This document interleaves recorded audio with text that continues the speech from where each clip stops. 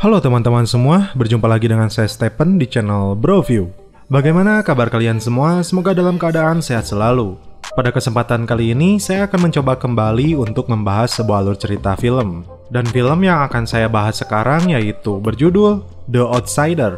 Film The Outsider merupakan sebuah film yang disutradarai oleh Martin Zandvliet. Dan film ini diperankan diantaranya oleh Jared Leto, Tadanobu Asano, dan Kipei Shina. Film ini mengisahkan tentang seorang tentara Amerika yang dipenjara di Jepang pasca perang dan memasuki kelamnya dunia Yakuza. Dia mengikuti cara hidup mereka demi membalas budi atas kebebasannya. Wah, bakal seru nih guys, soalnya sudah membawa nama gangster sekelas Yakuza. Tak usah berlama-lama guys, langsung saja kita masuk intro.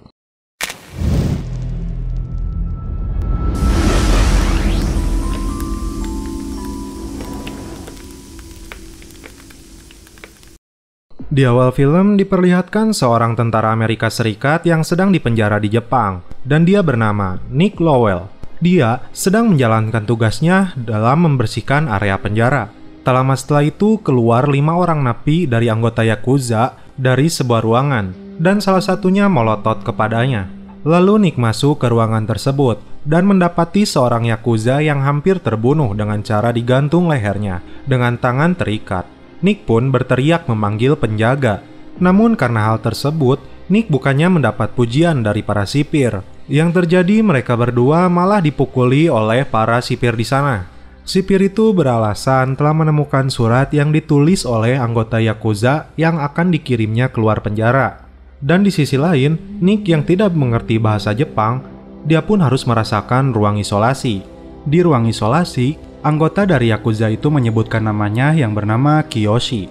Nah, di sini Kiyoshi meminta bantuan kepada Nick dalam merencanakan pelariannya dari penjara ini.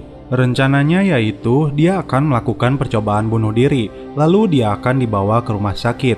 Ketika di rumah sakit, saudaranya akan datang untuk membantunya.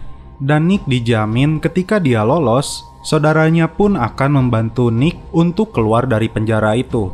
Di sini terlihat semua narapidana ini dipekerjakan untuk menambang hasil alam, berpindah tempat ke kamar mandi, dan terlihat beberapa Yakuza lainnya yang sebelumnya mencoba untuk membunuh Kiyoshi.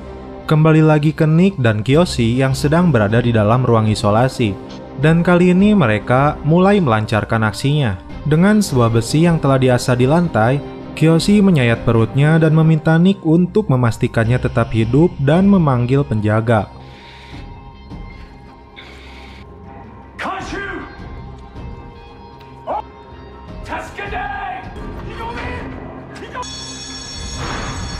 Dan inilah The Outsider.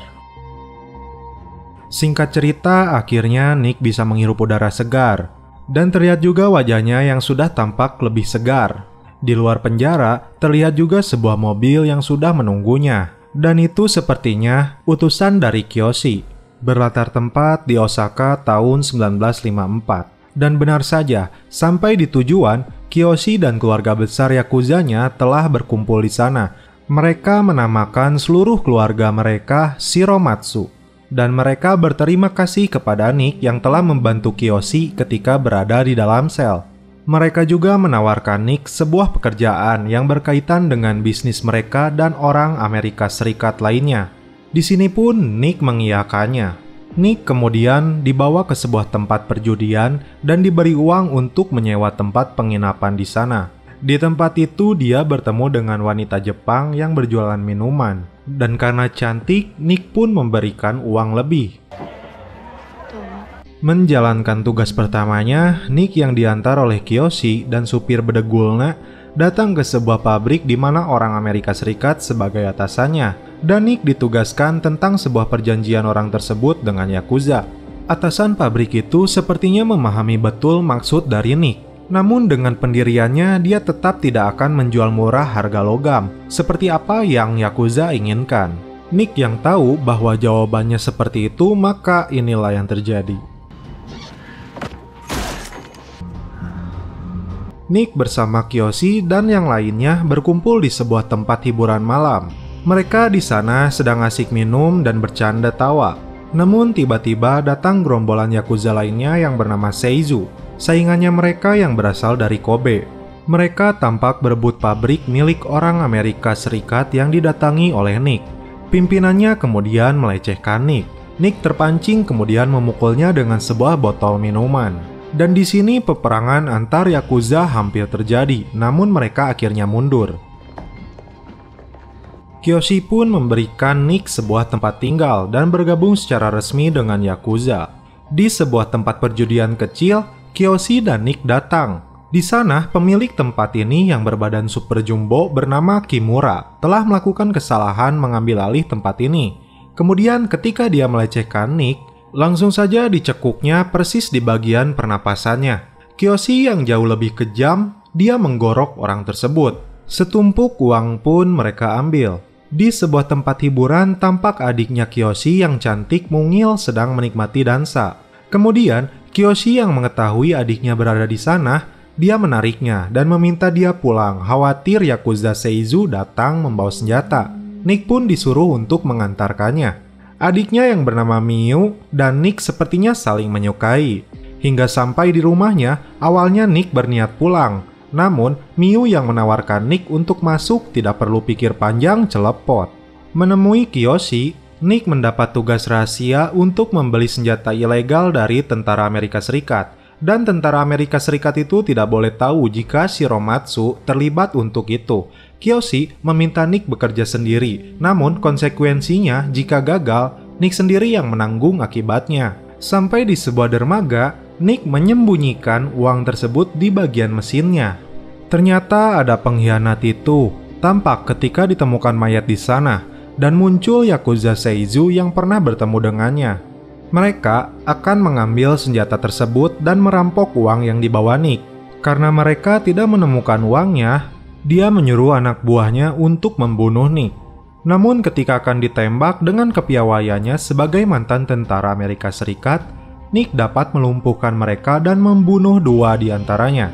Keesokan harinya, dalam pertemuan besar bersama ketua Shiromatsu sekaligus ayah angkatnya Kiyoshi, terungkap bahwa ada pengkhianat di antara mereka yang membocorkan rahasia pembelian ini, dan orang tersebut belum ditemukan. Tapi Nick dan Kiyoshi masih dianggap bersalah. Harga diri seorang Yakuza diperlihatkan di sini. Ketika dia membuat kesalahan, maka memotong jari adalah simbolisnya. Nick harus merelakan dua jarinya terpotong. Berikut Kiyoshi yang meminta kepada ayahnya untuk melakukan hal yang sama. Berbeda bagi Orochi yang tidak mau memotong jarinya. Utusan keluarga dari Shiromatsu pun datang dan memberikan potongan jari ini kepada pimpinan Seizu. Nah, dan dari percakapan ini terungkap juga bahwa adanya orang dalam Seizu yang bersembunyi di dalam keluarga Shiromatsu.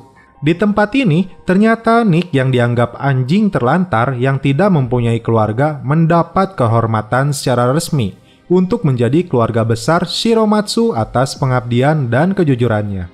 Di malam hari, dalam acara perayaan minum-minum, Nick dan Kiyoshi berbincang tentang adik perempuannya yang dekat dengan Nick. Keinginan Kiyoshi, adiknya tidak menikah dengan seorang Yakuza, karena dia paham betul konsekuensi kematian yang bisa datang kapan saja dan dia berharap adiknya tidak menderita. Di sini Nick mencoba meyakinkan bahwa dirinya bisa menjaga adiknya. Kiyoshi pun bilang, dia masih perawan. Lalu Nick mengatakan, kurasa tidak, karena aku saya. Dan selamat, kita menjadi saudara sebenarnya. Nick yang secara resmi sudah menjadi seorang Yakuza ditemani Miyu, dia mentato seluruh badannya. Selesai ditato, kemudian Nick celepot. Anjim, Nick menjalani hari-harinya sebagai Yakuza.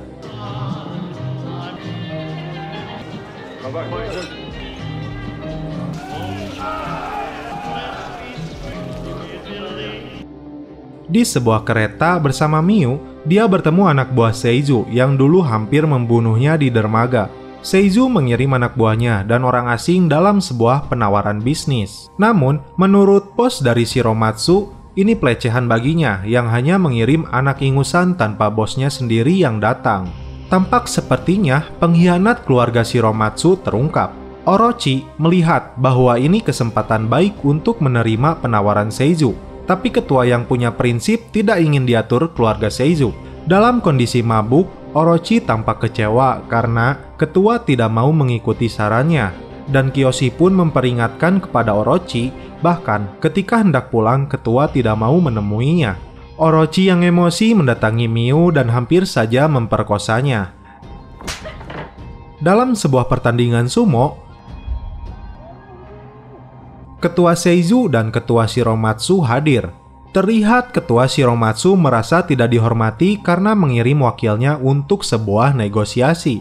Ketua Seizu kemudian menawarkan masa pensiun yang aman bagi dirinya dan kelompoknya karena dianggap sudah cukup tua. Tentu saja Ketua Shiromatsu tidak terima penawaran tersebut karena bagi dirinya dan generasi ayahnya yang terdahulu, kita adalah serigala, bukan anjing yang bisa dijaga di dalam pagar. Shiromatsu pun memperingatkan perjalanan pulangnya ke Kobe. Dalam perjalanan kembali ke markasnya, Nick tiba-tiba disapa rekannya anggota tentara Amerika Serikat yang sedang cuti yang bernama Pauli. Untuk menjaga rahasianya dengan terpaksa, Nick menemaninya. Terlebih, sebuah ancaman Pauli akan melaporkannya ke sidang militer. Nick pun mengajaknya ke rumahnya. Dan di rumahnya, Nick memberinya minuman. Saat kembali mengambil whisky, Nick mengambil sebuah pisau lipat dan... Sampai ke rumah Miu, Nick mendapati wajah Miu terluka, dan Nick memaksanya memberitahu siapa yang melakukan ini. Miu yang tidak mau berterus terang, dia hanya bilang bahwa dia sedang mengandung anaknya Nick. Karena hal ini, Miu malah meminta Nick untuk pergi dan meninggalkannya. Tentu saja Nick yang sudah menjadi seorang yakuza sejati, dia takkan berpaling. Dan di sini dia pergi menemui kakaknya Miu, Kiyoshi. Nick pun memberitahukan kehamilan Miu kepadanya dan akan menanggung konsekuensinya.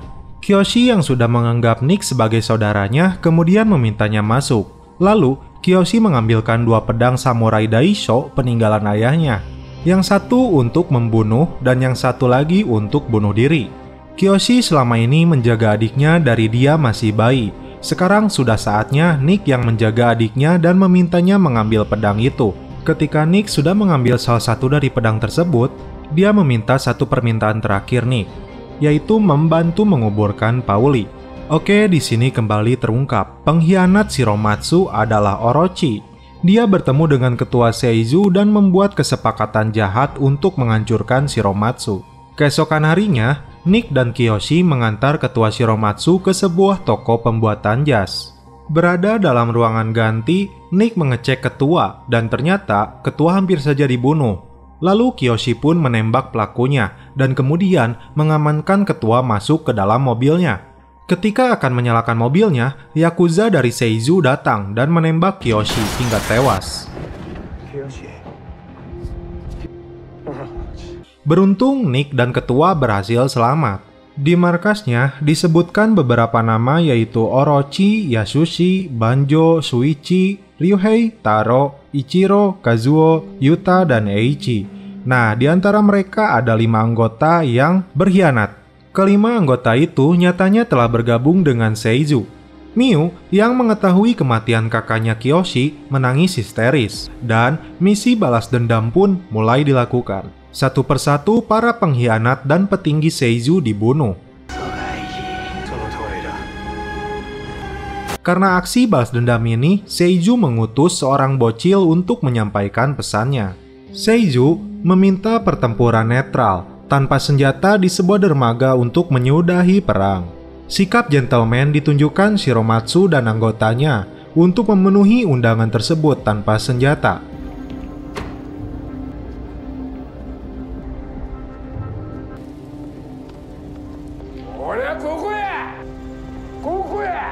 Ketua Seizu dan anak buahnya kemudian menunjukkan wajah sang pengkhianat, yaitu Orochi. Orochi yang sudah dianggap anak oleh Ketua Shiromatsu dipeluknya dan memintanya kembali sebelum terlambat. Tiba-tiba, Orochi mengeluarkan pisau dan menusuk ketua. Nick dan yang lainnya mencoba untuk menyelamatkan ketua, namun dihadang anak buah Orochi yang telah bersiap membawa senjata. Orochi yang sombong mengampuni Nick dan menganggap Shiromatsu sudah tamat. Dia meminta Nick pergi dan meninggalkan Miu.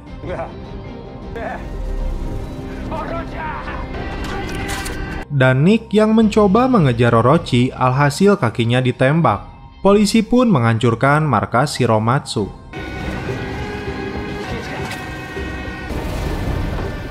Nick yang sembunyi-sembunyi mendatangi rumah Miu yang sudah diawasi kelompoknya Seizu, lalu mengajaknya berkemas pergi dari tempat tersebut. Keesokan harinya, Nick tampak menelepon si bedegul rekannya. Lalu dia berjalan menuju markas Seizu dengan membawa samurai pemberian Kiyoshi. Dengan keberanian dan sifat kesatrianya, dia datang dan hendak mengajak Orochi bertarung. Awalnya kita berharap ada adegan pertarungan, namun ternyata Orochi menolak dan kembali memberikan samurai tersebut kepada si Nick. Tak berpikir panjang, samurai tersebut melesat dan memotong lehernya Orochi. Mampus! Seizu pun meminta yang lain menahan tembakan dan Nick pun bergegas pulang. Hingga sampai di sebuah tempat, tampak Miu dan sisa-sisa anggota Shiromatsu sedang melindunginya. Di akhir cerita, Nick yang datang dan berhasil membunuh Orochi. Penghormatan kepadanya mengisyaratkan dia menjadi pimpinan baru Shiromatsu. Dan film pun berakhir. Oke guys, bagaimana menurut kalian alur cerita film dari The Outsider ini? Kesimpulan yang saya dapat, karena saya dari awal cerita sudah banyak baceprot kepada kalian, dan mungkin kali ini saya butuh kopai. Madep anjing, madep. Karena Panon juga sudah 5 watt, cukup sekian saya akhiri alur cerita film dari The Outsider ini. Salam penutup seperti biasa, mohon maaf bila ada kata-kata yang kurang berkenan di hati kalian, mohon dimaafkan ya. Salam perfilman duniawi, keep enjoy!